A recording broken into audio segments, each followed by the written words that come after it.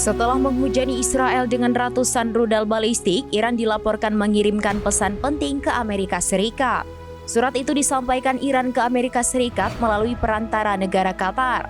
Seorang pejabat Iran pada Kamis 3 Oktober mengungkap isi pesan tersebut.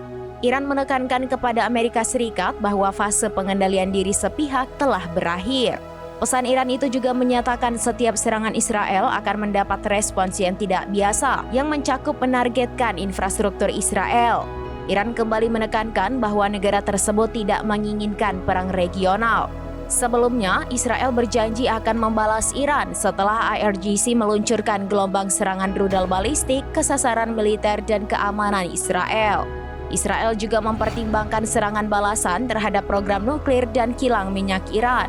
Para pejabat Israel disebut sedang berkonsultasi dengan Amerika Serikat untuk merencanakan respons militer.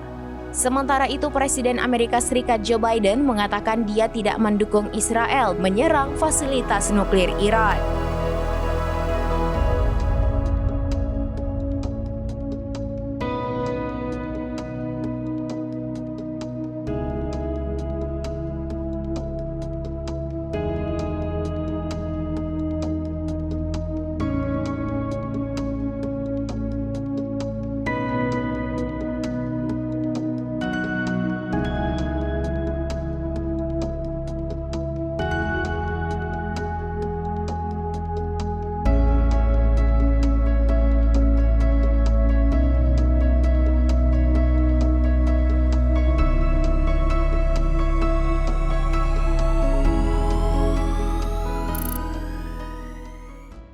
Download Tribun X sekarang, menghadirkan lokal menjadi Indonesia.